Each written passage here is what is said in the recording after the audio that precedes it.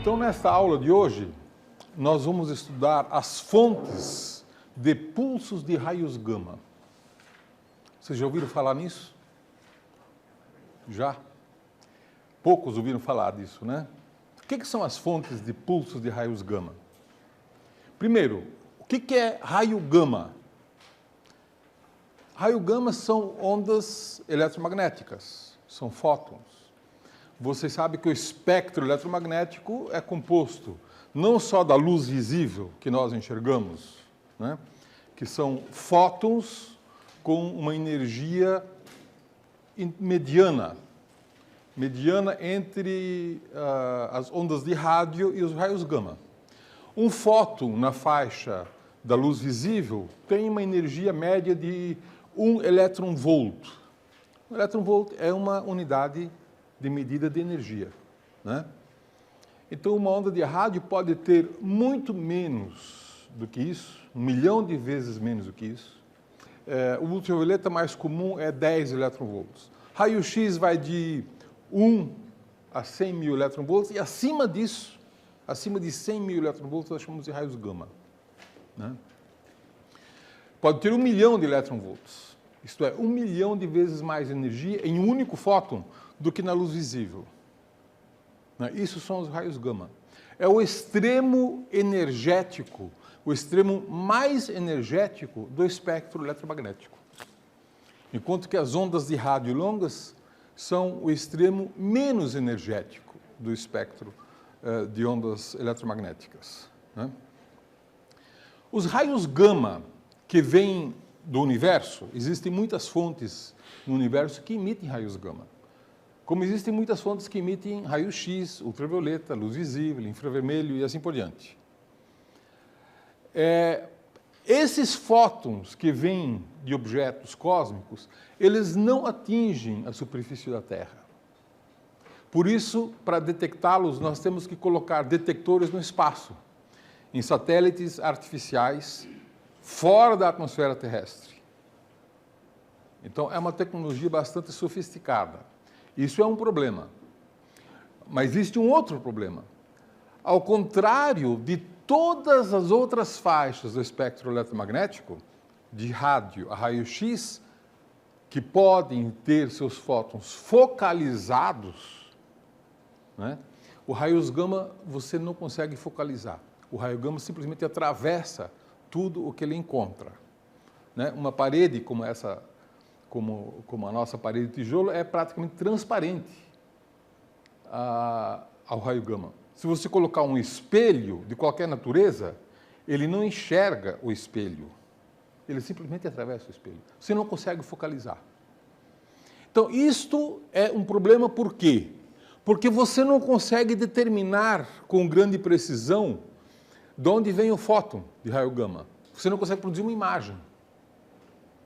Então, podemos detectar fótons de raios gama vindo do universo, desde que tenhamos um satélite com detectores de raios gama, mas nós não conseguimos determinar com precisão de onde vêm essas fontes, né? Aí surge uma curiosidade histórica. Os primeiros detectores de raios gama que foram colocados em satélites no espaço tinham fins militares. Era uma série de satélites que foram lançados pelos Estados Unidos para detectar, na década de 1960, detectar explosões termonucleares de outros países, de inimigos, em especial da União Soviética. Então, eles lançaram uma série desses satélites, chamada série Vela, para vigiar explosões atômicas, bombas atômicas, né? Por quê? Bombas atômicas emitem raios gama, e com satélites eles poderiam não só detectar, mas com 3 satélites detectando simultaneamente, eles poderiam triangular, fazer uma triangulação e determinar a posição na superfície terrestre onde a explosão atômica tinha sido originada. Certo? Bom, no dia 2 de julho de 1967, eles detectaram uma explosão em raios gama, um pulso muito forte em raios gama, mas que não tinha características de explosão nuclear. Então, no primeiro momento, eles não entenderam do que se tratava, não sabiam. Eles achavam que não era uma explosão nuclear, mas não sabiam do que se tratava. Este primeiro pulso foi detectado por 2 satélites, o Vela 3 e o Vela 4. Né? No entanto, esses tipos de pulsos passaram a ser detectados com alguma frequência. Né? E quando eles finalmente conseguiram, por triangulação de mais de um satélite, determinar a posição da fonte, eles perceberam que essas explosões não vinham da superfície da Terra, elas vinham do espaço. Vinham de fora, não de dentro. Né? Mas isto era uma operação militar e esta informação ficou sob segredo militar. Né? Sabiam que ela tinha fonte cósmica, não era de explosão de países rivais e assim por diante. Né? E essa informação ficou como segredo militar até 1973, quando finalmente foi publicado um artigo no Physical Journal, né, reportando a existência de explosões em raios gama, detectados apenas em raios gama, vindo do universo. Né? E, no começo, isso foi um grande mistério. E, por muito tempo, ficou um grande mistério. Aliás, exatamente por 3 décadas. Foi um dos maiores mistérios, um dos fenômenos menos compreendidos que existiam na astrofísica. O que causa essas explosões detectadas apenas em raios gama? E extremamente curtos. Explosões que podem durar fração de segundo até dezenas de segundos. Né? Aqui nós temos exatamente uma amostra dessas explosões, né? E aqui no eixo das abscissas nós temos o tempo em segundos, por exemplo aqui, de 0 a 5 segundos, você tem um pico que dura menos de 1 segundo, de grande intensidade, mas antes disso e depois disso, nada. Né? Então, vocês podem perceber por esta série de mostras aqui que não há 2 exemplos iguais de pulsos de raios gama. Mas, grosso modo, pode-se classificar esses pulsos de raios gama em pulsos curtos e pulsos longos. Pulsos com menos de 1 segundo, pulsos com mais de 1 segundo, aproximadamente. Né? E muitos deles, principalmente os longos, eles têm uma estrutura complexa, não é um pulso, e sim são uma sucessão de pulsos. Né? Mas com durações típicas de segundos de tempo. Né? O que seriam esses pulsos? Então, os astrofísicos começaram, a partir de 1973, quando isso se tornou público, né, para a comunidade científica, começaram a imaginar o que seriam. Então, alguns imaginavam que isso poderiam ser, por exemplo, cometas caindo sobre estrelas de nêutrons. Né? Um cometa bate numa estrela de nêutrons e tem uma explosão de raios gama. Outros achavam que talvez pudessem ser explosões de microburacos negros, evaporação de microburacos negros, né? Que, exatamente nessa época, em 1974, haviam sido postulados pelo Stephen Hawking. Né? Mas as ideias que se desenvolveram poderiam ser classificados em 2 grandes categorias. Uma categoria de fontes galácticas, estrelas vivas ou mortas da nossa Via Láctea, ou algum fenômeno que ocorre no meio interestelar da nossa Via Láctea. Ou então poderiam ser fenômenos extragalácticos. Fenômenos vindo de todas as direções do espaço. Bom, num primeiro momento é fácil distinguir se as explosões deveriam ser galácticas ou extragalácticas. Basta fazer um recenseamento dessas explosões e ver qual é a distribuição dessas explosões no espaço. Tá certo? Por exemplo, a emissão de radiação infravermelha tem essa distribuição. E o que vocês podem dizer? Essa radiação infravermelha, ela vem de longe do universo ou ela vem de perto da Via Láctea?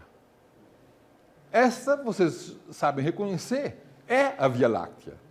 Essa luz que vocês estão vendo vem das estrelas da Via Láctea, porque ele está concentrado no plano da Via Láctea.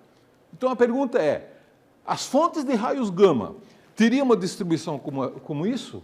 Ou eles teriam uma distribuição homogênea no espaço, como os quasares? Se nós colocarmos os quasares, que são fontes distantes, eles se distribuem homogeneamente no céu. Né? Então, desta maneira, fazendo um recenseamento, você poderia, em princípio, dizer de onde vêm as fontes de raios gama os pulsos, né?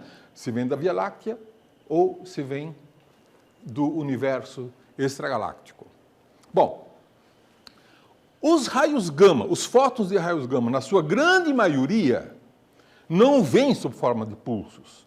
Eles vêm de fontes que emitem continuamente raios gama. E tem uma distribuição dessa natureza. O que vocês podem dizer sobre essas fontes de raios gama? Por exemplo, essa aqui é do satélite Fermi, que foi feito recentemente. Né? Vocês vejam que essas fontes estão muito concentradas no plano da Via Láctea. Portanto, o que vocês concluem? Que essas fontes, não pulsos, essas fontes são as fontes normais de raios gama, que emitem raios gama. Elas vêm da Via Láctea, ou das estrelas da Via Láctea, ou do meio interestelar, do gás, entre as estrelas, do meio interestelar, mas vem da Via Láctea. Porque elas têm uma distribuição não isotrópica no céu. É extremamente condensada exatamente no plano da Via Láctea. E aí você se pergunta, e as fontes de pulso de raios gama também têm essa distribuição? Não. Aqui tem um recenseamento de 2.704 fontes de pulsos de raios gama, feito pelo satélite BATSE, né, há poucos anos atrás. E aqui vocês veem a distribuição no plano do céu. Não dá para ver a Via Láctea aí, dá? O plano da Via Láctea não é visível. O que você pode dizer sobre essa distribuição? Ela é isotrópica no universo. Ela vem de todas as direções. Não tem um plano preferencial da Via Láctea. Portanto, é muito provável que as fontes que emitem os pulsos de raios gama vêm de objetos muito distantes, muito além da Via Láctea. Tá? No entanto, este mistério do que estariam associados, do que estariam produzindo esses pulsos de raios gama, só foi resolvido em 1997. Portanto, exatamente 30 anos depois da descoberta da primeira fonte. E como é que essa fonte foi descoberta? Através de um planejamento muito cuidadoso de um satélite chamado BEPO-SAX, que tinha um grande detector de raios gama, mas também tinha acoplado um telescópio de raio-x. Então, o que eles imaginaram? Que ao detectar uma fonte de raios gama com uma posição imprecisa, eles sabiam mais ou menos a posição, a origem, mas a precisão não era suficiente para identificar a fonte. Imediatamente, esses satélites viravam o seu telescópio de raio-x e tiravam uma imagem de raio-x. E aí via de onde que vinha esse raio-x, né? Foi feito isso e, de fato, aconteceu que um pulso de raios gama apontaram o telescópio e viram uma erupção, logo a seguir, uma erupção em raio-x. E agora, em raio-x, era uma imagem, e, portanto, tinha as coordenadas. Poucas horas depois, conseguiram apontar um telescópio óptico e tirar uma fotografia. E monitorar, e viram que era uma fotografia que também teve uma erupção e depois enfraqueceu. E era uma galáxia. E era uma galáxia tão distante que não conseguiram determinar o seu espectro, de tão fraca que era, né? Pouco tempo depois, um outro telescópio, foi lançado outro telescópio Swift, que também fez esse tipo de operação, né? E finalmente conseguiram, numa outra fonte, detectar a fonte de raios gama, imediatamente imagiar em raio-x com o mesmo satélite, e poucas horas depois observar com o telescópio no chão, e aí conseguiram medir a distância. Era uma galáxia. A distância era de 6 bilhões de anos-luz. Essa foi a primeira distância medida de um pulso, de uma fonte que emite impulso de raios gama. Tá? Uma galáxia a 6 bilhões de anos-luz. São fontes extraordinariamente distantes do universo. E, portanto, extraordinariamente luminosas. Tá certo? Elas são os objetos mais luminosos, claro, extremamente transientes, muito rápidos. Mas, naquele instante, elas são extremamente luminosas. Né? Então, através dos estudos que foram então feitos a partir de fevereiro de 1997, quando foi detectada a primeira fonte, foi identificada oticamente a primeira fonte, né, e visto que era uma galáxia, esses tipos de estudos foram repetidos, né, sempre com uma detecção em raios gama, seguido de uma imagem de raio-x, seguido de uma imagem óptica, seguido de um espectro óptico para determinar a distância. Né? E com isso pode-se perceber que praticamente todos esses pulsos de raios gama são galáxias distantes, muito distantes. A razão de que, porque existe essa sucessão de emissão raios gama, raio-x e óptico, é quando existe esse pulso de raios gama, né, com uma estrela dentro de uma galáxia, a luminosidade é tão grande que, ao se propagar essa frente de onda desse pulso, vai aquecendo essa galáxia. E a temperaturas extremamente altas, né? Tão altas que começam a emitir raio-x. Algum tempo depois, mais distantes, a temperatura vai caindo. Mas ainda é capaz de produzir luz no visível. Então, observando este reprocessamento, é que os objetos puderam ser, então, identificados, tanto em raio-x quanto no óptico, né?